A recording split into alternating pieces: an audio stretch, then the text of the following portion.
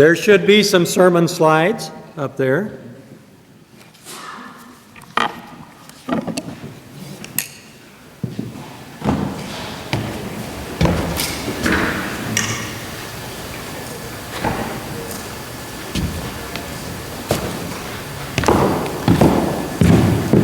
While we're getting settled with slides, good morning, everybody.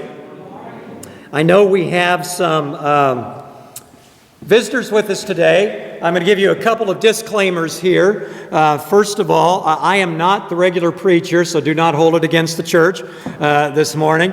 Our preacher, Mark Webb, and his family have taken a few days of vacation. They're at Upper New York, hopefully having a great time. He asked me if I could fill in for him this morning. My second disclaimer is fighting a little bit of a cold, so I brought the elixir of all colds, Diet Coke, with me to the forefront. If I start coughing and become verklempt, just talk amongst yourselves, and we'll get it all taken care of. So today is Father's Day, so happy Father's Day to all of you here who are fathers, grandfathers, great-grandfathers in the crowd. It brought to mind a story I had heard about a young man who was a father-to-be.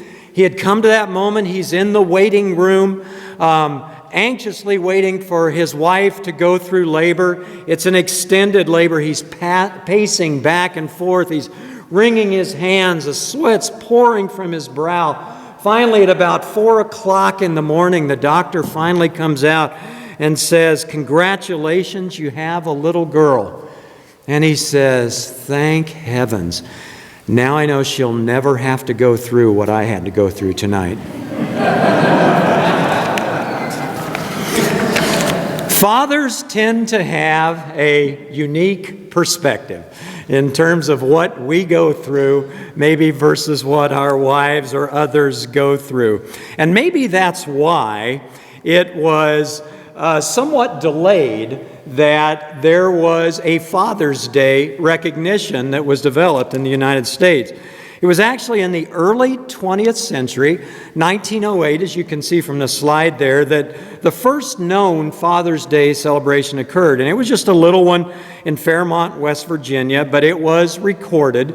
And the reason that one was recorded is because right about that time, Mother's Day was actually becoming formalized. All of the states between 1908 and 1910 adopted Mother's Day as an official holiday, and finally in 1914, Woodrow Wilson declared Mother's Day to be an official national holiday.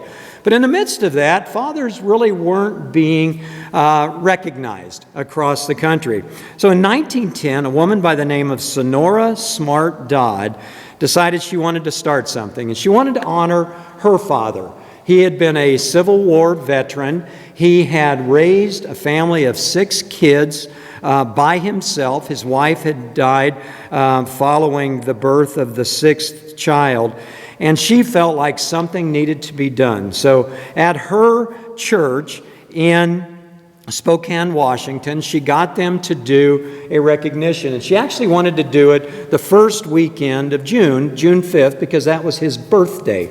But as it turned out, they had other things planned. Preacher was on vacation. These things happen.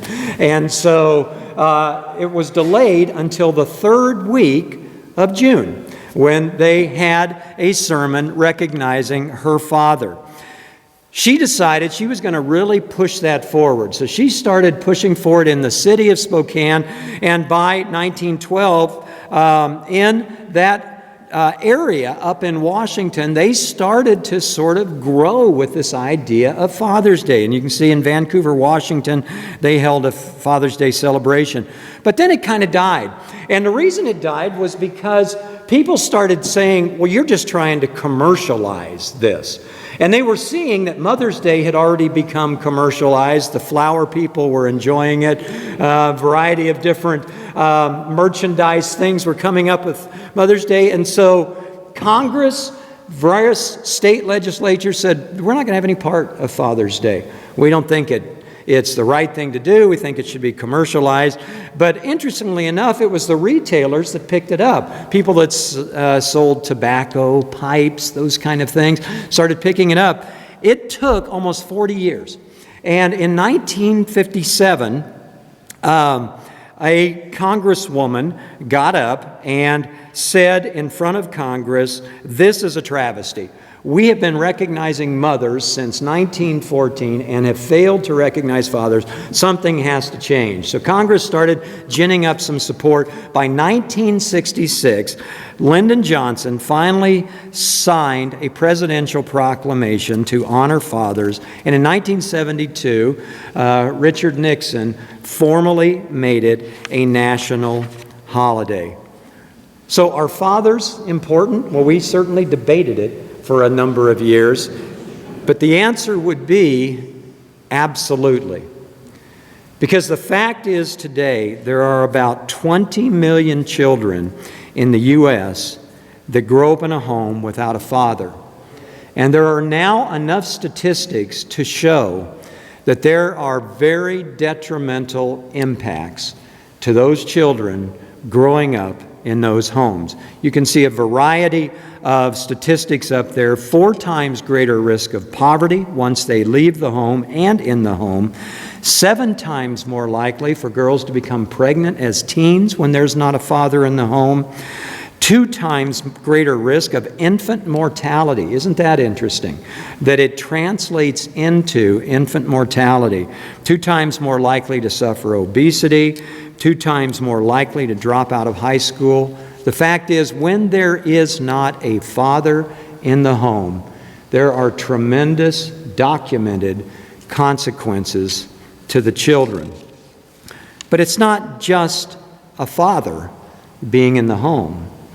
The question is, how do you get a good father in the home? And what do you need to do? Where do you need to go to find the role model for that father? Well, you would certainly think, well, we're going to go straight to the Bible.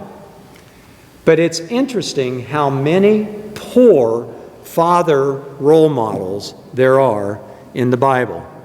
Let's just start with Adam. First man who has the first family. And the first thing we see is so much jealousy in the family that one son kills the other son. And what's interesting in that, we don't see any response by Adam. We actually see God step in to deal with what's happening with Cain, both in the moment and going forward. Adam seems to be quiet. Maybe he's an anomaly. Let's go forward. How about Isaac, who is such a respected father that both his wife and his son work together to deceive him so that they can steal away the birthright from the first child.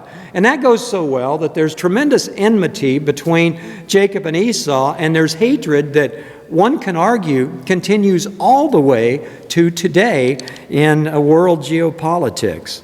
All right, well, maybe he's an anomaly. Let's go forward to Jacob, one of those sons. And we know that Jacob played favorites. He had the one son that he gave the coat of many colors. All of the other sons were tremendously jealous of him. And so what do? They try to kill Joseph. And then they hide it from their father and lie to him when they end up selling him into slavery. Let's move forward. Well, what about Aaron? Now you notice I skipped Moses. We are told Moses had 2 sons, and not a word is said about those 2 sons other than that he had them. We never see him interact with them. We've got more press on Moses than just about anybody else, and it's all about him and Joshua. It's all about him and the children of Israel. There is nothing about him and his sons. So then we move forward to Aaron, his brother. Aaron has a couple of sons, Nadab and Abihu, who are made priests and decide they're going to rebel against what was told them to do. They offer strange fire and they're killed. Well, let's skip forward to Eli. Eli, who ended up being the great mentor to Samuel, but we are told he had 2 sons. And what the Bible tells us about them is they were scoundrels. It's the word that's used. They were scoundrels. When we look at biblical models of fatherhood, they are flawed at best. In fact, we see, this is for you, Kat, the 3 P's that indicate poor fathering. One is passivity, one is impurity, one is preoccupation. And we see that probably more so than anywhere else in the story of David. David, who had a son, his first son, Amnon, who decided that he was so in love with his half-sister that he deceived her to come in and tried to rape her. His second son was so upset by that he killed the first son. And the scripture tells us that David did nothing. Did nothing when all of this occurs. One son rapes a daughter, the other son kills that son, and David stands by quietly. That son, Absalom, not surprisingly, has no respect for his father and tries to steal the throne away from him. He is killed in a rebellion. So the next son comes along, Adonijah. He tries to steal the crown from Solomon, who was the new chosen king. And in trying to do that, he tries to make a deal. He asks Solomon for David's concubine to now be his concubine. If you want to see a family that has complete dysfunctionality, would make great reality television, it is King David's family. So where do we go to find a role model of fatherhood? And we really have to go all the way back to the very beginning, to the father of us all.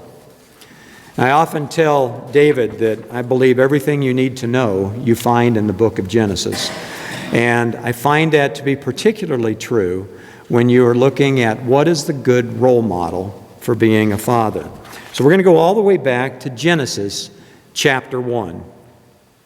Then God said, "Let us make mankind in our image, in our likeness, so that they may rule over the fish in the sea and the birds in the sky, over the livestock and over all the wild animals, and over all the creatures that move along the ground." So God created mankind in his own image. In the image of God, he created them. Male and female, he created them. God blessed them and said to them, "Be fruitful and increase in number, fill the earth and subdue it. Rule over the fish in the sea and the birds in the sky and over every living creature that moves on the ground." And then God said, "I give you every seed-bearing plant on the face of the whole earth, and every tree that has fruit with seed in it. They will be yours for food. And to all the beasts of the earth and all the birds in the sky and all the creatures that move along the ground, everything that has breath of life in it, I give every green plant for food." And it was so. And God saw all that he had made, and it was very good.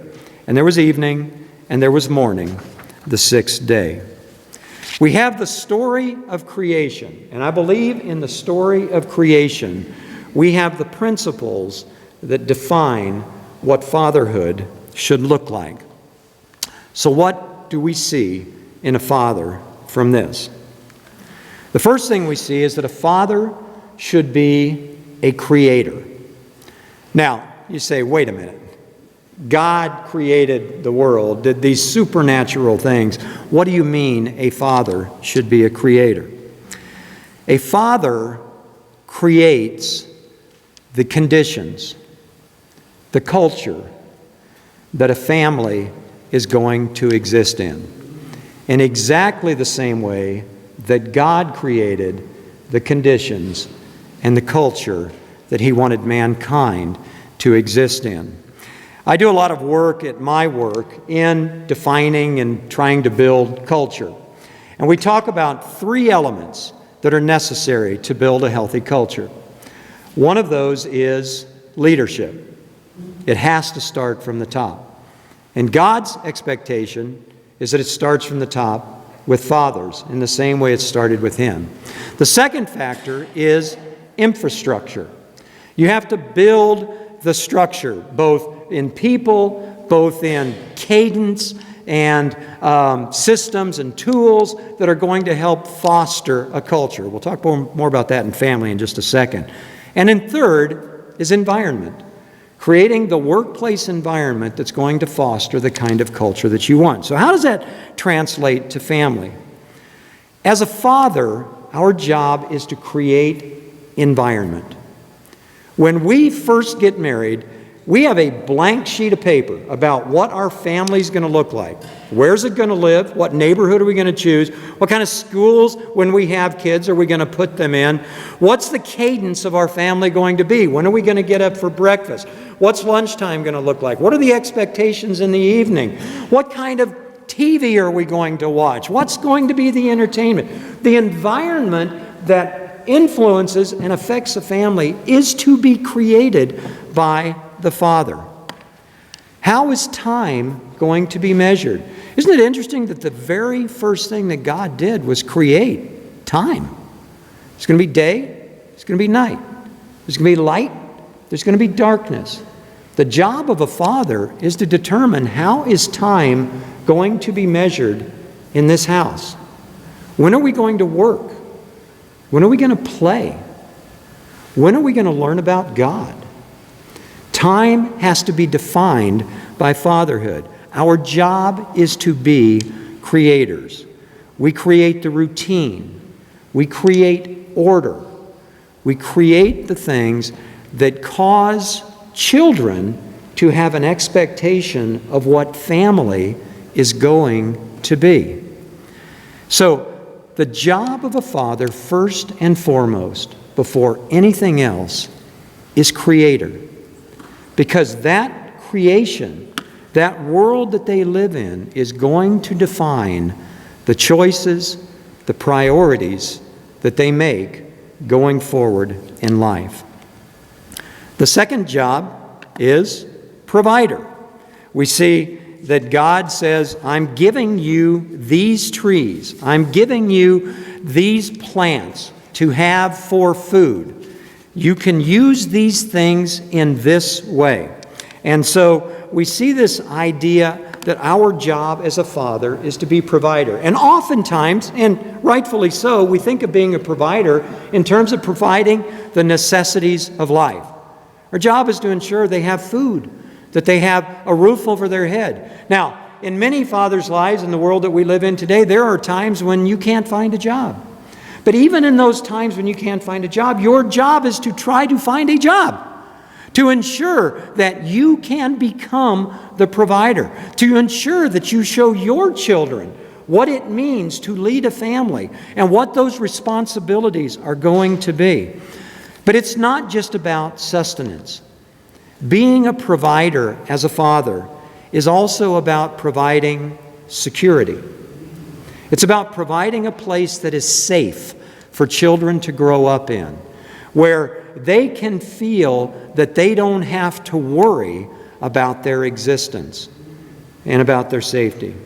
Third, it's about belonging, creating and providing a sense of acceptance and belonging in the house. Now, if you are in the psychology field, or if you've studied in business, you're hearing Maslow's hierarchy of needs: sustenance, safety, belonging, and the next piece is self-esteem. The job of a father is to ensure that the children that come out of that household have a sense of self-esteem, self-worth, understanding their value as a human being, as a son, as a brother, as a sister, as a daughter, understanding their place in life and the unique opportunity they have to express that. And then if you get to the top level of Maslow's hierarchy, it's about self-actualization. And I'm going to put that into a third bucket, because the job of a father is to become and to be the purpose giver for the children in that household. The job of a parent, and particularly of a father, is to help the children to determine what is going to be my contribution in life. What are the unique talents, skills, abilities that I have, that I can express, that will make me a contributing member of society. And as a purpose giver, our job is, David would be disappointed if he didn't hear this phrase in one of my sermons, our job is to help them determine their highest value. Because you see, a child isn't born necessarily with an innate understanding of what the prioritization of values should be. They're going to take those cues from what they see in the family. How did we spend our time? What did we do as a family? And what did my parents see as important? Because right, wrong, or indifferent, they may just blithely go down that road if it isn't thoughtful and purposeful as to what we're doing as a family. So, how do we help our children determine that self-actualization isn't just about you being the best you can possibly be? It's about you serving others, because that's what we were put here on earth to do. So how do we help our children to understand that purpose in life is not to be happy? It is to be someone who contributes to the well-being of others. And how do we instill that value? That's the job of a father.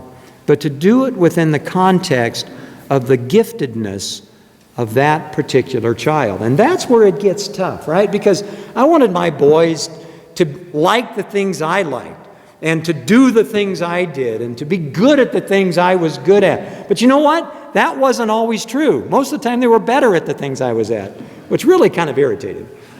But they had other interests. They wanted to do other things than what I wanted them to do. And it took me a long time to get comfortable with that. And then as they became adults, and I saw them expressing those differences, I realized how much I had missed the boat in trying to force them into my lane, into my swim lane. The job as a father is to understand the giftedness of their children and channel that towards service to others. The next job of a parent, of a father, is to be a rule giver. I'm going to land on these next two for just a minute because I think they are more important today than they have ever been before. You'll notice there's another word up there, Weltanschauungsframer.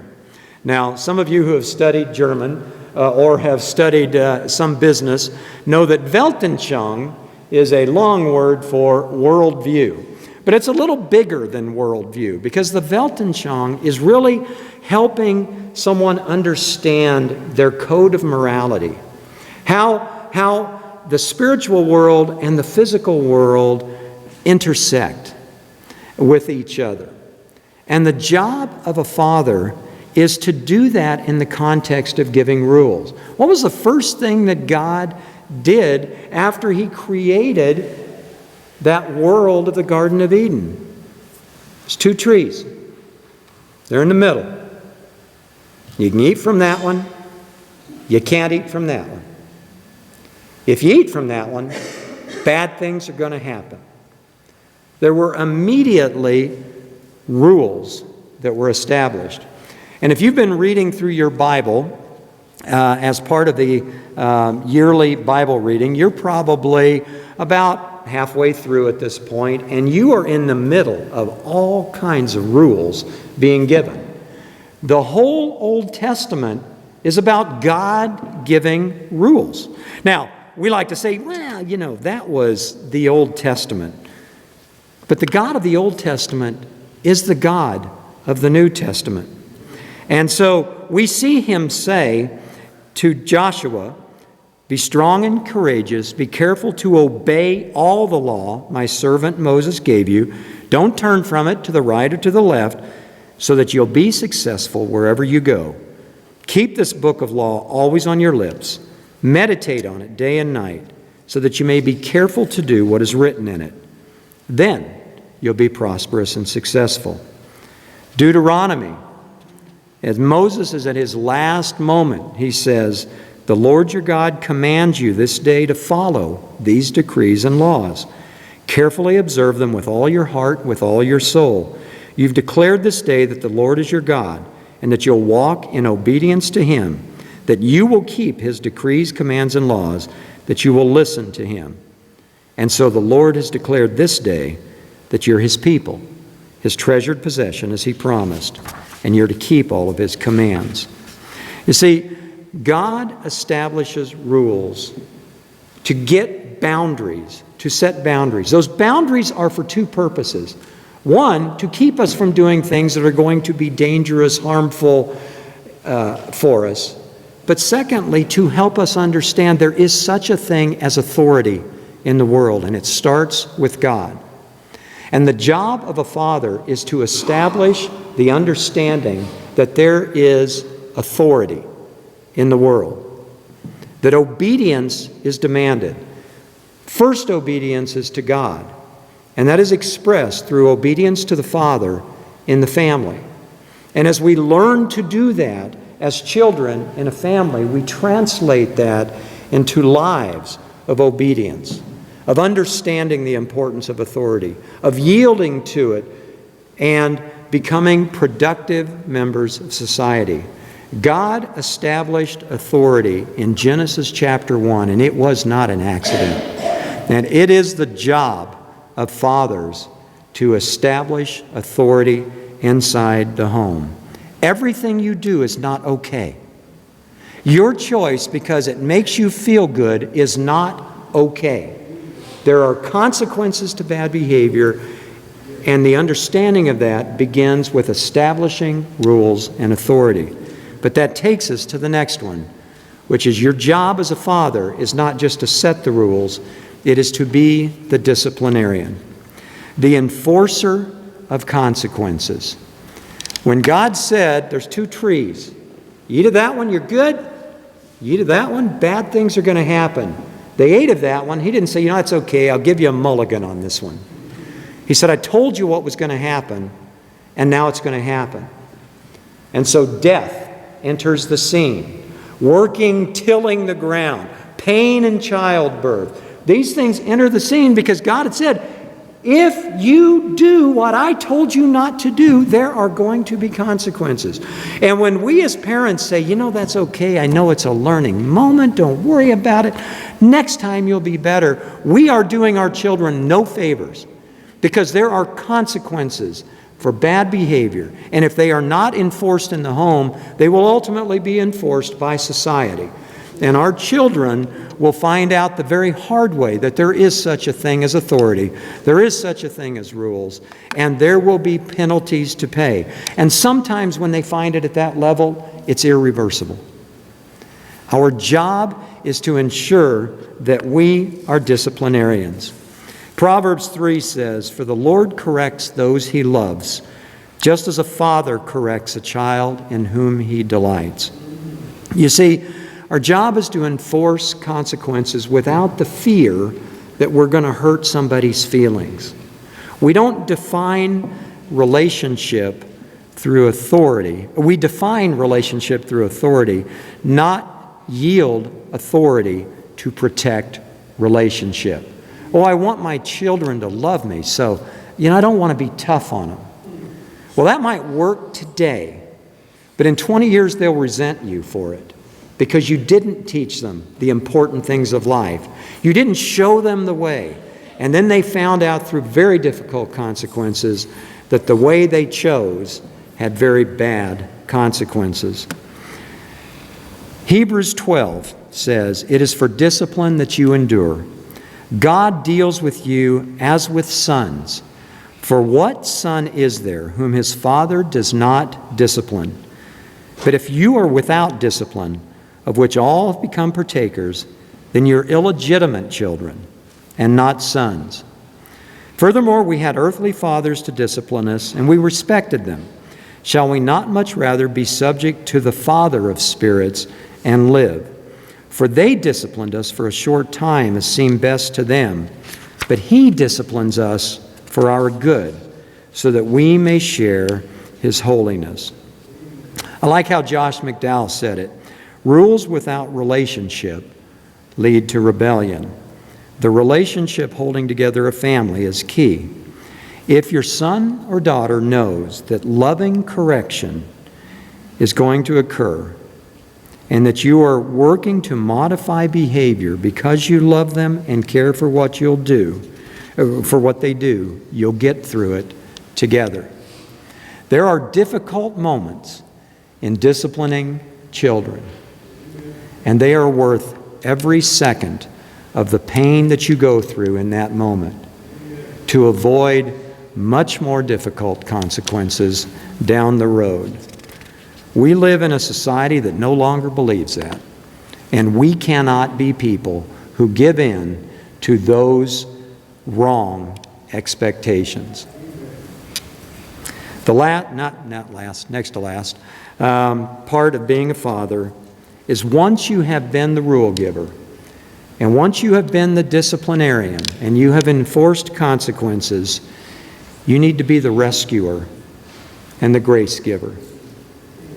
You see, God disciplines us, and death is real. Eternal death is real. But God immediately gave a path back. That path back is freely offered, but it is not freely received because it requires a contrite heart. It requires the willingness to submit and to obey, to come back in and to submit to the authority of God. We as parents have to exercise the same kind of love and grace. Coming home over and over and over with no change in behavior is not solving anything. That's not grace, that's enablement. Grace is when our children learn their lessons, when they are contrite, we bring them home and we give them a safe place and we reinstate them fully with all of the rights that they have as our sons and our daughters. But it comes with an understanding that you now understand the consequences of your behavior, and you're going to change. You're going to alter that behavior. And that's rough, right? There comes a point, and we understand this when we look at things like drug abuse, that there comes a point where you have to say, you can't come home anymore. All we're doing is enabling you, giving you a safe place to continue with the behaviors that you've been exercising that are self-destructive to you. It's easy to see that when it's something like drug abuse. It's a lot harder to see it when it's about rebellion, when it's about doing things that are going to cause you to have improper relationships and get into trouble in that way. But we have to exercise the same kind of non-enablement. Grace is offered by parents because we love our children. Rescuing is offered because our children are just like us. They make mistakes, and we made mistakes, and we continue to make mistakes, and we are not perfect. But it is the contriteness of heart that brings that grace to us from God, and it is the contriteness of heart we need to offer the grace to our children. And that leads me to the last one, which is about being a role model as a father. Fathers have to be practitioners first and preachers second. And man, that is hard. I'm really good at telling my kids what they should do. I'm not as good at modeling it myself. And that disconnect between what I say and what I do is what causes my children to either accept or reject what I'm teaching them. You see, what we see in God is when He said He was going to do something, He did it. And so we respect His authority. We love Him for who He is, because He is the creator of all. But when we start to create distance between what we say and what we do, we create a lack of respect, we create cynicism, we create an environment where our children reject what we say are our values because they see what we're living is different. So when we think about our time and how we spend it, how much of our time do we spend in spiritual pursuits? And yet we tell them God should be first. How much of our treasure do we spend helping and serving others? We tell them you should be someone who serves others. How much of our talent do we give to the work of God and to His church? Because what we say is important, and what we do had better be pretty well connected. Now, our children are pretty forgiving. They understand we're not perfect, and they'll get that.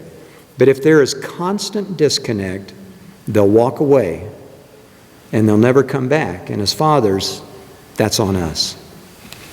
So our job is to be a role model. God created, God provided, God gave us purpose and meaning. He gave us rules, He gave us consequences, but He gives us grace.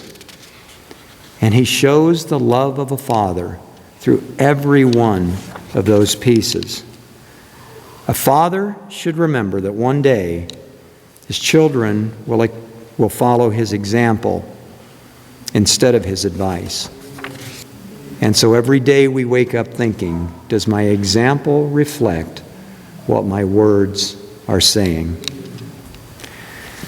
When I was a kid, my dad carried around in his wallet a little slip of paper. It had a poem on it. It was a poem that he had put in there because my dad didn't have a good dad. His dad was an alcoholic. He tells a story when he was 10 or 11 years old of having to hitch up the wagon, leave the farm, go into town, and load his dad into the back of it because he was too drunk to be able to get himself home.